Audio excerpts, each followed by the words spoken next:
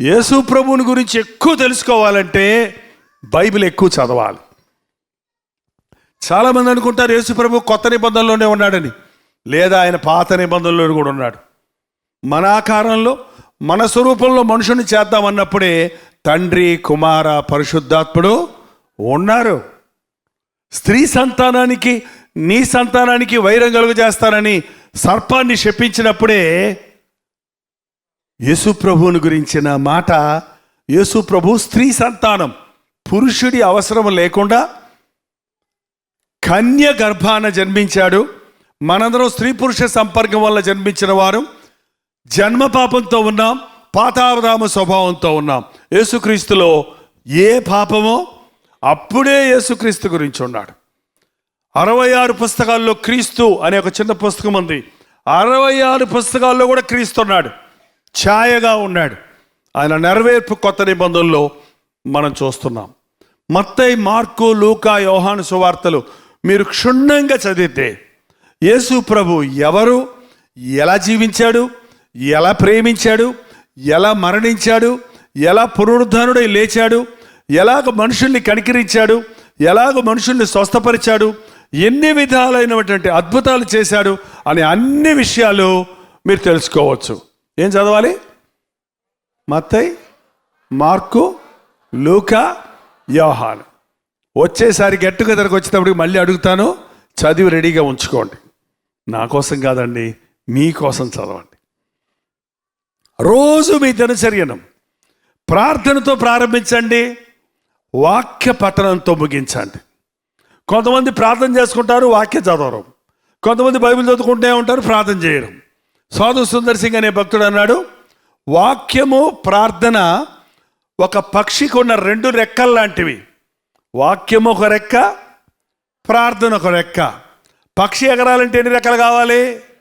ఒక రెక్కే ఉందనుకో, పక్షికి ఎగురుద్దా? ఇట్టిట్టానికి కింద పడిపోవాలంతే. నువ్వు భక్తి జీవితంలో అధిరోహించాలంటే వాక్యం ఉండాలి, ప్రార్థన ఉండాలి. ఇప్పుడు ఆడియో బైబిల్స్ కూడా వచ్చాయి. మీకు చదువు రాని వాళ్ళు కానీ, కళ్ళు సరిగా కనపడిన వాళ్ళు కానీ ఉంటే మీ సెల్ ఫోన్లోనే బైబిల్ పెట్టుకొని రోజు ఎప్పుడు పడితే అప్పుడు, ఎక్కడ పడితే అక్కడ మీరు వింటూ ధ్యానించవచ్చు. వాక్యం వినాలి. యేసయ్య మాటలు సరిగా వినిపిస్తే విననే వారు ఎవరండి? యేసయ్య మాటలను కలిపి చెరిపేస్తున్నారు ఈ రోజున. ఆయన మాటలు స్వచ్ఛమైన మాటలు, పుటం వేయబడిన మాటలు. ఆ మాటలను స్వచ్ఛంగా అందించాలి. ఇవాళ ఎంతోమంది 6:30కి మేము వాక్యం విని మా దినచర్య ప్రారంభిస్తున్నాం. మీరు అలవరుచుకోనండి. ఉదయమే లేవండి, వ్యక్తిగతంగా ప్రార్థించుకోండి, ఒక మాట వినండి. ఒక 30 నిమిషాల వాక్యం విన్న తర్వాత మనం భోజనాలకు వెళ్ళినప్పుడు, ఈ మధ్య పార్టీస్లో, 5 స్టార్ హోటల్స్లో భోజనానికి వెళ్ళినప్పుడు ముందు ఏమిస్తారు చెప్పండి? ఎవరు వెళ్ళరా? సూప్ ఇస్తారండి. సూప్ అంటే ఏమి లేదు, గంజి. గంజి తాగాలా అని తిట్టుకునేవాళ్ళం ఇంతకుముందు. అదే ఇప్పుడు స్టైల్గా సూపు అని పెట్టి ముందు ఇస్తారు. అది సూపు తాగితే ఏమవుతుందంటే వాడికి ఏమొస్తుంది? యాపిటైట్ వస్తుంది, ఇంకా తినాలి అనే ఆశ వస్తుంది. అలాగే ఈ కలువరి దర్శనం కార్యక్రమం సూపు మాత్రమే. అది అంతటితో సరిపెట్టుకోకూడదు. అందులో విన్న వాక్యంలో ఏదో ఒక మాట నిన్ను పట్టుకుంటుంది, ఏదో ఒక రిఫరెన్స్ నిన్ను పట్టుకుంటుంది. ఆ తర్వాత నువ్వు బైబిల్ తీసి ఏం చేయాలంటే నీ అంతట నువ్వు జుర్రుకోవాలి దేవుని వాక్యంలోని సత్యాన్ని. నీ అవసరత వేరు, నా అవసరత వేరు, ఆయన అవసరత వేరు. కానీ దేవుడు నీకొక యాపిటైట్, నీకొక ఆసక్తి కలుగజేస్తాడు. దానిని బట్టి నీ వాక్యంలోనికి వెళ్ళాలి. అందుకోసమే. అంతేగాని టీవీ ప్రోగ్రాం చూసి ప్రార్థన చేసుకోకుండా నేను పడుకున్నాను, లేకపోతే నాయన తొందర ఆమెను మీరు ప్రార్థన చేస్తారు కదా, అప్పుడు నేను తలంచుకొని ఆమెను అంటాను, ఆ తర్వాత వెళ్ళిపోతాను అంటున్నారు కొంతమంది. అది కుదరదు, అది కాదు, అది చాలదు. మీ అంతటా మీరు దేవుని దగ్గర పోరాడి తెలుసుకోవాలి ఆయన మాటను, ఆయనతో సహవాసం కలిగి ఉండాలి. ప్రార్థన చేస్తున్నప్పుడు మనం దేవునితో మాట్లాడుతున్నాం, వాక్యం చదువుతున్నప్పుడు దేవుడు మనతో మాట్లాడుతాడు. అది క్రైస్తవ భక్తి. ఒక సైడ్ భక్తి కాదు, ఒక సైడ్ భక్తి కాదు. దేవునితో సంభాషించుకుంటాం అన్నమాట. బైబిల్ చదువుతుంటే దేవుని మనసు ఎరుగుతాం, దేవుని ఉద్దేశాలు ఎరుగుతాం. ఏమైనా సరే, ఎన్ని ఆటంకాలు ఉన్నా సరే, దేవునితో మాట్లాడకుండా, ప్రార్థన చేసుకోకుండా ఏ పని చేయకండి. ఎన్ని పనులున్నా సరే బైబిల్ చదువుకోకుండా ఎస్ఎంఎస్లు చదవకండి. మీ సెల్ ఫోన్ తీసి, సెల్ ఫోన్లో కాదు చదవాల్సింది. ఎక్కడ చదవాలండి? పరిశుద్ధ గ్రంథంలో చదవాలి. మా చిన్నప్పుడు మా అమ్మగారు రక్షించబడిన తర్వాత బైబిల్ తెచ్చి మా తలల దగ్గర పెట్టేవాళ్ళు. ఎవరో చెప్పారంట, తల దగ్గర పెట్టుకుంటే పిల్లలకి దెయ్యాలు రాకుండా ఉంటాయని. ఈ రోజుల్లో ఏంటంటే తల దగ్గర పెట్టుకుంటారు ఏంటి? సెల్ ఫోన్లు. దెయ్యాలా రండి, రాత్రి కూడా నా బుర్ర తిను, తెల్లారినంటనే నీ దర్శనం, పడుకునే ముందు లాస్ట్ ఎస్ఎంఎస్, లేచిన వెంటనే ఫస్ట్ ఎస్ఎంఎస్. ఎవరి దగ్గర నుంచి వచ్చింది? సాతాను ఫ్రెండ్ దగ్గర నుంచి వచ్చింది, లేకపోతే సాతాను కూతురు దగ్గర నుంచి వచ్చింది, సాతాను కొడుకు దగ్గర నుంచి వచ్చింది. సాతాను కొడుకును నువ్వు పెళ్లి చేసుకుంటే మీ మామ ఎవరో ఏం చేస్తాడు? నిన్ను ఏపుకు తింటాడు. ఏంటంటే ఎంత బుద్ధి లేకుండా మనం దేవుని బిడ్డలమని చెప్పి జీవిస్తున్నామో చూడండి. ఈ రోజు నుంచి రాత్రి మీ సెల్ ఫోన్ ఆపేయండి. పొద్దున లేచిన తర్వాత బైబిల్ చదవకుండా మీ సెల్ ఫోను ముట్టుకోకండి. ఒక 10 రోజులు చేసి చూడండి, మీ మనసుకి ఎంత నెమ్మది ఉంటుందో, మీ జీవితంలో ఎంత ఆనందంగా ఉంటారో, మీరు చేసే పనులు ఎలా సఫలమవుతాయో, మీకు ఎంత తృప్తిగా మీరు జీవించగలుగుతారో మీరు అనుభవిస్తారు. ఈ పనికి మాలిన ఎస్ఎంఎస్ చదివి మనసంతా పాడు చేసుకుంటారు. పొద్దున్నే మూడంతా పోయిద్దిరా, వాడి పైన వాట్సాప్ మెసేజ్ చూసినట్టే నా మూడంతా పోయిద్దిరా అన్నాడు ఒకడు. ఏం మూడు? ఏదో చేయాలనుకున్నాడట, ఏం చేయబోతాడు. ఏంటండి,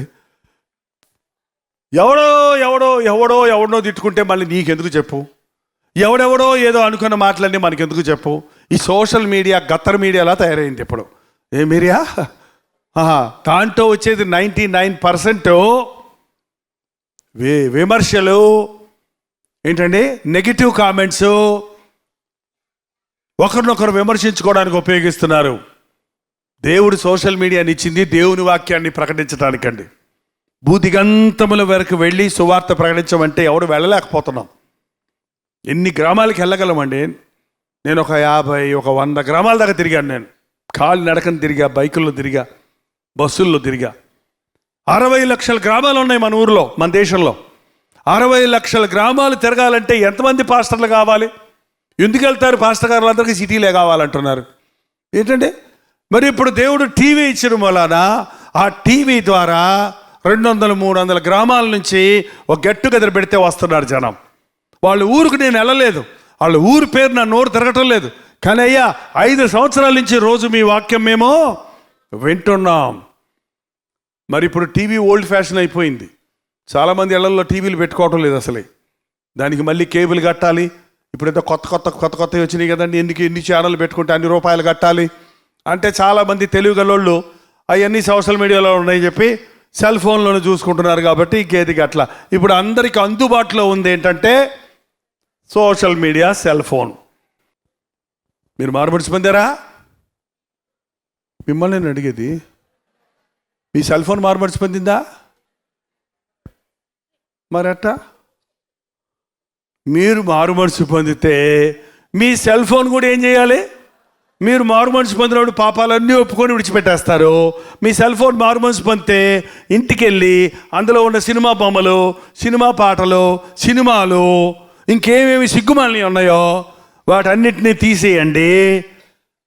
మీరు వెతికేటప్పుడు ఆ పనికి మాలని వెతకకుండా మధ్యలో వచ్చేసింది గబక్కనని చెప్పి నోరు ఆవరించి చూడకుండా, వ్యర్థమైన వాటిని చూడకుండా నా కన్నులు తిప్పివేయి అని దావీదులాగా ప్రార్థన చేసుకోండి. అప్పుడు మీరు చేయనదంతా సఫలమవుతుంది. మన జీవితంలో చాలా నష్టపోతున్నామండి మనకి తెలియకుండానే. ఎవరి వల్లనో నష్టపోతున్నాం అనుకుంటున్నాం చాలాసార్లు. నీ మూలనే నిన్ను నీవే నాశనం చేసుకుంటున్నావు, నీవే నష్టపరుచుకుంటున్నావు, జీవితాన్ని వృధాపరుచుకుంటున్నావు, కుటుంబ సమాధానాన్ని పోగొట్టుకుంటున్నావు, ఆరోగ్యాన్ని పాడు చేసుకుంటున్నావు. కారణం ఏంటంటే ఏమి చెయ్యాలో అది చేయటం లేదు, ఏది చెయ్యకూడదో అది చేస్తూ ఉన్నారు. చాలామంది జీవితాల్లో 30 ఏళ్ళకే నడునొప్పి ఏంటండి నాకు అర్థం కాక అడుగుతాను. 30 ఏళ్ళకే బోన్లు అరిగిపోయినాయి అంటారేంటి? చిన్న వయసులోనే పెరాలసిస్ స్ట్రోక్ 40 ఏళ్ళకే. ఎందుకు? షుగరు, బీపీ, థైరాయిడ్ ఇప్పుడు కొత్తగా బయలుదేరింది చాలామందికి. థైరాయిడ్ మన శరీర అవయవాలన్నీ సరిగ్గా పనిచేయడానికి, గ్లాండ్స్ అన్నీ పనిచేయడానికి సహాయం చేస్తుంది. అది సరిగా పనిచేయకపోతే మనిషి లావన్న అయిపోతాడు, సన్నమన్న అయిపోతాడు, సన్నగా పీలికలాగా అయిపోతాడు. శరీరంలో చాలా వికృతమైనటువంటి మార్పులు కలిగి రకరకాలుగా తలపోటుతో, కీళ్ళ నొప్పులతో రకరకాలుగా బాధపడుతున్నారు. థైరాయిడ్ వల్ల గర్భము ధరించలేకపోతున్నారు. ఫైబ్రాయిడ్స్, గర్భములో నీటి బుడగలు పెరుగుతున్నాయి. బిడ్డలు పెరగాల్సిన గర్భంలో నీటి బుడగలు అంటే ఏంటక్కడ? ఏమీ లేదు, వ్యాక్యూమ్. దానివల్ల గర్భం ధరించకుండా ఎంతోమంది స్త్రీలు ఇబ్బంది పడుతున్నారు. దీనంతటికీ కారణం సృష్టికర్తను మర్చిపోయాం. మనం దేవుని యొక్క మేలులు పొంది దేవుని కార్యాలను అనుభవించి అలవాటైపోయి మనం స్వతహాగా ప్రవర్తిస్తున్నాం, మన ఇష్టానుసారంగా ప్రవర్తిస్తున్నాం. కాబట్టి మన జీవితాన్ని వ్యర్థపరుచుకుంటున్నాం. నేను ఒక సంగతి చెప్పి దేవుడిచ్చిన ఈ వాగ్దానం చెప్పి ముగిస్తాను. ఒకసారి చూడండి, మీ బైబిల్లో యోవేలు గ్రంథం ఉందేమో చూడండి. తీసిన వాళ్ళు మొదటగా చేయొద్దండి. యోవేలు, దీన్ని బట్టి తెలిసిపోద్ది మీరు బైబిల్ చదివే వాళ్ళ లేదా అని. Very good, very good, very good. Bible చదివే వాళ్ళు ఉన్నారు. 1వ అధ్యాయం 4వ వచనం చదవండి. గొంగలి పురుగులు విడిచిన దానిని మిడతలు తినివేసున్నవి, మిడతలు విడిచిన దానిని పాసర పురుగులు తినివేసున్నవి, పాసర పురుగులు విడిచిన దానిని చీడ పెరుగులు తుడివేసి ఉన్నవి. మత్తులారా మేలుకొని కన్నీరు విరువడి, ద్రాక్షరసం పానము చేయవారిలా రోదన చేయుడి. కొత్త ద్రాక్షరం మీ నోటికి రాకుండా నాశనమాయను. అయ్యో అయ్యో అయ్యో అయ్యో అయ్యో అయ్యో. గొంగలి పురుగులు తినిన దానిని మిడతలు తినేశాయి, మిడతలు విడిచిన దానిని పాసర పురుగులు తినేశాయి, పాసర పురుగులు విడిచిన దానిని చీడ పురుగులు తినేశాయి. ఉన్నదంతా అయిపోయింది. ఏమైపోయిందండి? పచ్చగా ఉన్న జీవితం ఏమీ లేదుగా మిగిలిపోయింది. ఒకదాని మీద ఒకటి. అప్పుల్లో ఉన్నావురా బాబు అంటే జబ్బులు వచ్చాయి, జబ్బులకి హాస్పిటల్ బిల్లులు కట్టావురా బాబు అంటే యాక్సిడెంట్ అయింది. ఇలా ఒకదానికి ఒకటి వచ్చినప్పుడు చూడండి, కొంతమంది ఇళ్లలో ఒక్క సంవత్సరంలోనే ఎక్కడో ఉన్నవారు అధోగతికి పడిపోయిన వారిని చూస్తున్నాం. శాపం వెంట శాపం మనిషిని వెంటాడుతుందండి. తాగుబోతులారా, మత్తులైన వారులారా మేల్కొనండి. మీరు ఎట్లా వెళ్ళిపోతుందో మీ సంసారం మీకు అర్థం కావటంలా, మీ బ్రతుకు ఎలా వృధా అయిపోతుందో అర్థం కావటంలా. తాగుబోతుడి కంటే ఎప్పుడు తెల్లారుతో ఎప్పుడు చీకట పడుతుందో కూడా తెలియదు ఆడికి. అసలు బిడ్డ ఎవరో, కుక్క పిల్ల ఎవరో, చిన్న బిడ్డ ఎవరో తెలియదు. ఎంతమంది ఈ రోజున మత్తులో ఉంటున్నారు. కొందరికి సారాయి మత్తు, కొందరికి సంపాదన మత్తు, కొందరికి వేశ్యతనం, వ్యభిచారం, శరీరపు ఇచ్చలు, వాటిల్లో పడ్డవాడు ఏం చేస్తున్నాడో వాడికి తెలియకుండా బతుకుతున్నాడు. వాడి ఆరోగ్యం పోతుంది, వాడి ఆస్తి హరించుకుపోతుంది, వాడికి ఉన్న పరపతి పోతుంది, వాడికి ఉన్న సమస్తము కూడా విచ్ఛిన్నమైపోతుంది. గుర్తించటం లేదు. ఒకదాని మీద ఒకటి పట్టి పీడించిన తర్వాత, అన్నీ పోగొట్టుకున్న తర్వాతే దేవుడు గుర్తొస్తున్నాడు కొంతమందికి. ఆ తప్పిపోయిన కుమారుడు మంచి తండ్రినిచ్చాడు, ఆస్తినిచ్చాడు. నా ఆస్తి నాకు ఇచ్చేయమని తీసుకుపోయాడు. దుర్వ్యాపారంలో పాడు చేసేసాడు. తాగుబోతుగా, వ్యభిచారిగా, జోదగాడిగా సమస్తం పాడు చేసుకున్న తర్వాత తింటానికి తిండి కూడా లేని స్థితిలో పందులు మేపే పని కోసం కుదురుదామనుకున్నాడు, పొట్టు తిందామనుకున్నాడండి. కానీ అప్పుడు అతనికి బుద్ధి వచ్చిందట. నా తండ్రి ఇంట్లో కూలోళ్ళకు కూడా అన్నం సమృద్ధిగా ఉంది కదా, నేనెందుకు ఇక్కడ ఇలా కూలోడిగా పందులు తినే పొట్టుతో కడుపు నింపుకోవాలనుకుంటున్నానని పశ్చాత్తాపడి తండ్రి దగ్గరకు తిరిగి వచ్చినప్పుడు ఏమొచ్చింది అతనికి? ఏమొచ్చింది? వాడు ఇంకా దూరం ఉండగానే తండ్రి చూసి, రే పనికి మనోడు వస్తున్నాడు రా ఆస్తి అంతా తీసుకుపోయి తినేసి తగలబెట్టి ఎట్టొస్తున్నాడు చూడు బికారాళ్ళగా, రే కూలోళ్ళరా వాడిని కర్ర పెట్టి తరివేయండి అన్నాడు తండ్రి. మనమైతే ఏమంటాం, ఎరా మళ్ళీ వస్తున్నావు, ఏం కావాలా నీకు, అన్నీ తీసుకొని పోయావు కదా నాతో గొడవ పెట్టుకుని అనమా. కానీ ప్రేమ కలిగిన తండ్రి పరిగెత్తుకుని వెళ్ళి మెడ మీద పడి గబ్బు కొడుతున్నాడు, 10 గబ్బు కొడుతున్నాడు. అయినా కూడా ప్రేమ అన్నిటినీ సహిస్తుంది. ముద్దు పెట్టుకొని కౌగులించుకొని, ఈ నా కుమారుడు చనిపోయి బతికాడు, తప్పిపోయి దొరికాడు, మనం సంతోషిస్తామన్నాడు. ఈ రోజున నువ్వు ఏమేమి పోగొట్టుకున్నావు, నువ్వు తిరిగి వస్తే యేసుప్రభు దగ్గరికి, నా బుద్ధిహీనత వల్ల నేను ఆస్తి పోగొట్టుకున్నా, నా అవిశ్వాసం వల్ల నేను ఆరోగ్యం పోగొట్టుకున్నా, నా తొందరపాటు వల్ల నా బిడ్డల వ్యవహారంలో తప్పు చేశా, నా కుటుంబం అనవసరమైన చిక్కుల్లో పెట్టుకున్నా, నేనేదో ప్రయాసపడి సంపాదిద్దామనుకొని ఉన్నదాన్ని పోగొట్టుకున్నాను.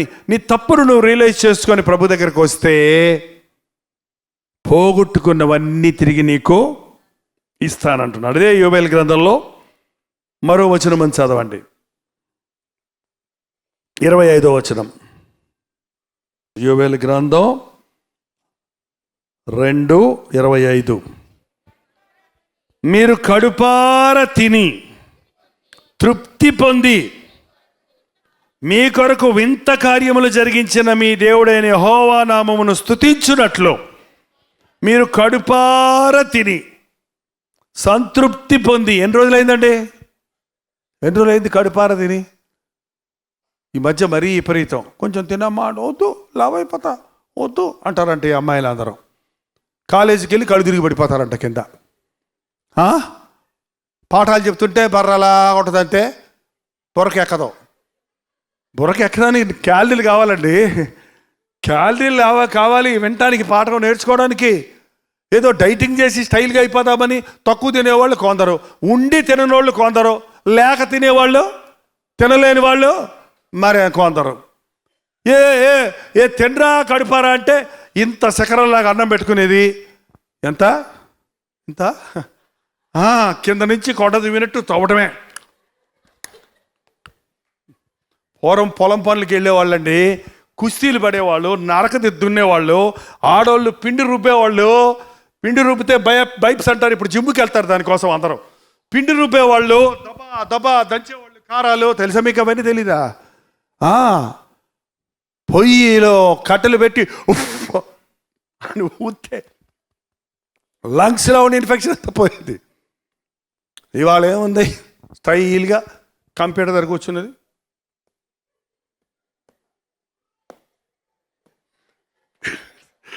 ఏళ్ళు అక్కడ కదులుతాయి. అందుకే నడుము నొప్పులు, మెడ నొప్పులు, ఏంటండి తెల్లదారగదు, రకరకాల చేపలు. అసలు కష్టపడి పనిచేసినవాడు కడుపు నిండా పప్పన్నం తిన్నా సరే కొరకబెట్టి నిద్రపోయేవాడు పూర్వకాలం. కానీ ఈ రోజులో మనిషికి కడుపార తినలేరు, అంత బఫే సిస్టం. బఫే సిస్టమ్ అంటే బఫెలో సిస్టమ్ అంట. బఫెలోలు అంటే బర్రెలు, గేదెలు కూర్చొందంటాయా నిలబడదంటాయా? నిలబడదంట.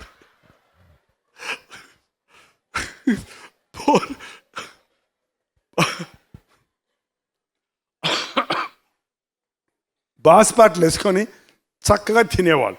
ఇప్పుడు నిలబడేది గబగబ గతుక్కునేది, స్పీడ్గా తినేసేది. ఆ తర్వాత బావ్ అడగలేదు, బావ్ పెప్సీ, కొక్కో, పురుగుల మందు. చూడండి, మనుషులు ఆరోగ్యం పాడు చేసుకుంటున్నాడు, డబ్బులు పాడు చేసుకుంటున్నాడు. ఇంట్లో కాఫీ కాసుకొని తాగితే 10 మంది తాగొచ్చు ఆ డబ్బులతో. బయటికి వెళ్ళి కొట్లో coffee, Starbucks, coffee house ఏమిటో అంటారు, కొత్త ఏమైనా వచ్చినాయి కదా ఇప్పుడు, దాంతో ₹1 200. ఏమైంది? దేవుడిచ్చిన ఆరోగ్యం పాడు చేసుకుంటున్నాం, దేవుడిచ్చిన డబ్బు పాడు చేసుకుంటున్నాం. సమయం దేనికి ఉపయోగించాలో దానికి ఉపయోగించకుండా ఇంత కంగారుగా తిని నువ్వు చేసేదేంటి, సాధించేదేంటి? ఏం పని లేదు. మీరు కడుపార తిని చెప్పండి, చదవండి, తృప్తి పొంది బావ్ అని ఒక్కసారి అంటే సరిపోద్ది. ఇంకా బావ్ బావ్ బావ్ బావ్ అనుకుంటూ కూర్చోక్కర్లు. ఒక్కసారి తిని లోపలికి వెళ్ళా బావ్ అనేవాళ్ళు పూర్వకాలం. అంటే వెళ్ళిపోయి పొట్టలో కూర్చుంటారు సరికి.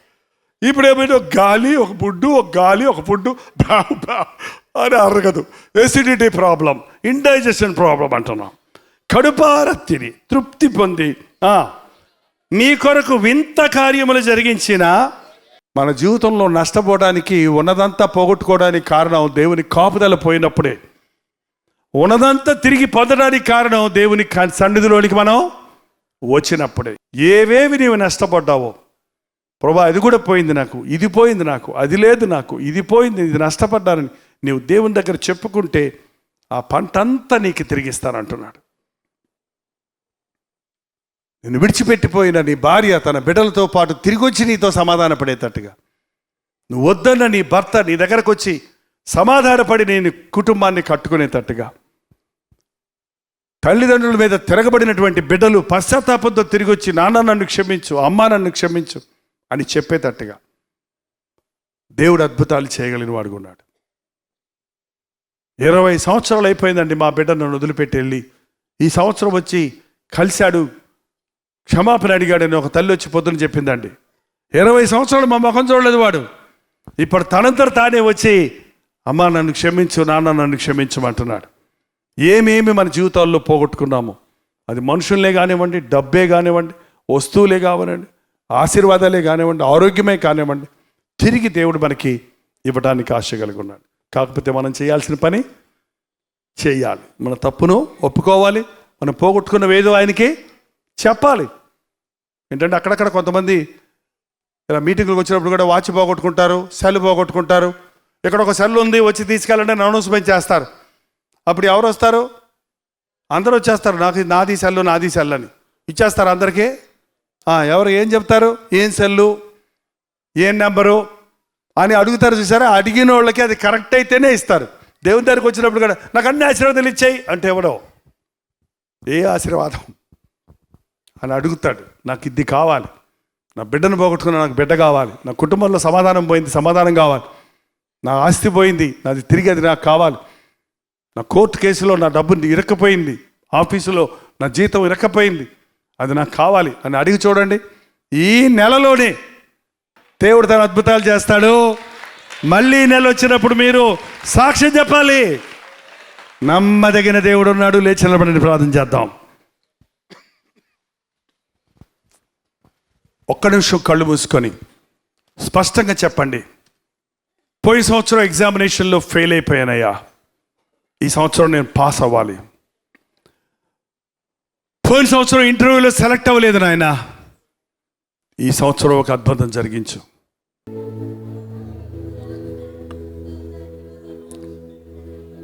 రెండు చేతులు పైకెత్తి నాతో ప్రార్థనలు ఏకీభవించండి. పరిశుద్ధుడా, ప్రేమగల తండ్రి, ఒక్కసారి నీ బిడ్డలను చూడు నాయన. మేము ఆగి ఆలోచించుకొని ఏమేమి పోగొట్టుకున్నామో వాటి విషయమై నీకు విన్నపం చేసుకోవడానికి, నీ సన్నిధిలో విజ్ఞాపన చేయడానికి, పోగొట్టుకున్నవన్నీ రెండంతలుగా తిరిగి పొందడానికి మాకు సహాయం చేయయ్యా. శాపాలు మాకొద్దయ్యా, వేదన మాకొద్దయ్యా, మరణాలు మా ఇళ్లల్లో వద్దయ్యా, విడిపోయిన కుటుంబాలుగా మమ్మల్ని ఉండనివ్వద్దయ్యా, చెదిరిపోయిన బిడ్డలుగా మా బిడ్డలు ఉండనివ్వద్దయ్యా, అప్పుల్లో పడి దొరలనివ్వద్దు నాయన, రుణ బాధలతో ఇరక్కుపోయిన స్థితిలో ఉండొద్దు నాయన. కష్టార్జితాన్ని దీవించు,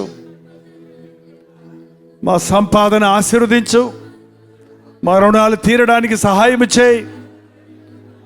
మా ఇంటిలో ఉన్న తాగుబోతుల్ని మార్చినాయనా, కొత్త హృదయం దయచేయి, కొత్త జీవితాలు దయచేయి, క్రొత్త ఆశీర్వాదాలు దయచేయి నాయన. ఈ కొత్త సంవత్సరంలో నీ ఆశీర్వాదాలు లేకుండా ఇంకొక రోజు కూడా ముందుకెళ్ళమయ్యా. ఈ రాత్రి నువ్వు మమ్మల్ని ఆశీర్వదిస్తే కానీ ఇక్కడి నుంచి కదలమయ్యా. ఎవరెవరు యథార్థంగా ప్రార్థిస్తున్నారో వారిని ఇప్పుడే నువ్వు దర్శించు నాయన. వారి ఇంటికి వెళ్ళేటప్పటికీ అద్భుతాలు జరగాలి, వారి కుటుంబంలో మార్పు కలగాలి, వారి శరీరంలో స్వస్థత కలగాలి, వారి బిడ్డలలో మార్పు కావాలయ్యా. అపాయింట్మెంట్ ఆర్డర్లు రావాలయ్యా. పాస్ అయ్యావన్న శుభవార్త వినాలయ్యా. మేలు కలగటం చూడాలయ్యా. సాతాను శక్తులు మమ్మల్ని పీడించింది చాలయ్యా. వాడు ఆశ పెట్టి నష్టపెట్టి మమ్మల్ని మోసగించిన బతుకులు చాలు నాయనా. మా తప్పులు ఒప్పుకుంటున్నాం, మమ్మల్ని క్షమించు. మా పాపాలు కొరకు పశ్చాత్తాపడుతున్నాం, మమ్మల్ని క్షమించు. నూతనమైన ఆశీర్వాదాలు మాకు దయచేయి, నూతనమైన దీవెనలు మాకు దయచేయి. ఇక్కడ నిలబడిన ఒక్కొక్క కుటుంబంలో ఆశ్చర్య కార్యాలు చూడాలయ్యా, పరిశుద్ధాత్మ కార్యాలు చూడాలయ్యా, పాపములు ఒప్పుకొని పశ్చాత్తాపడటం చూడాలయ్యా, చేసిన తప్పును విడిచిపెట్టడం చూడాలి నాయన. ఈ గట్టుగెదరు ముగించినా, మేము తిరిగి మా ఇళ్లకు వెళ్ళినా, సర్వ సత్యములోనికి నీ పరిశుద్ధాత్ముడు మమ్మల్ని నడిపించడానికి సహాయం వచ్చాయి. ఎండిపోయిన బతుకులు చిగురింపజేయను ఆయన, వాడిపోయిన జీవితాలను ఫలభరితముగా చేయను ఆయన. నిర్వీరులైపోయిన వారు సమృద్ధికరులుగా మారడానికి సహాయం చేయము. నువ్వు ఆశీర్వదిస్తే అది ఎన్నటడికి ఆశీర్వాదమయ్యా. అటు ఆశీర్వాదాలతో మమ్మల్ని పంపించము. ప్రతి వారి హృదయ వాంఛను తీర్చి లోతైన సమాధాన సంతోషాలతో ఇక్కడ నుండి వెళ్ళినట్లుగా నీ కృపతో నడిపించమని యేసు క్రీస్తు నామములో అడుగుచున్నాము తండ్రి. మన తండ్రి అయిన దేవుడి యొక్క ప్రేమయు, కుమారుడైన క్రీస్తు యొక్క కృపయు, ఆదరణకర్త అయిన పరిశుద్ధాత్మ యొక్క సహవాసమును కూడి వచ్చిన మనందరికీ ఇప్పుడును సదాకాలమును తోడైయుండును గాక. ఆమేన్, ఆమేన్, ఆమేన్.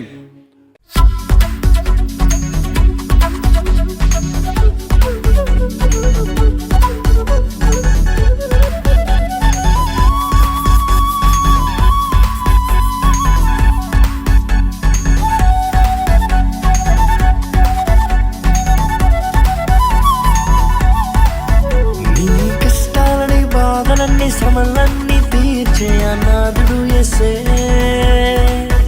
నీ కష్టాలని బాధలన్నీ శ్రమలన్నీ తీర్చే అనాథుడు యేసే. ఆది నుండి ఉన్నవాడు ఆ దేవుడు, అద్భుతాలు చేసేవాడు నా యేసుడు. ఆది నుండి ఉన్నవాడు ఆ దేవుడు, అద్భుతాలు చేసేవాడు నా యేసుడు.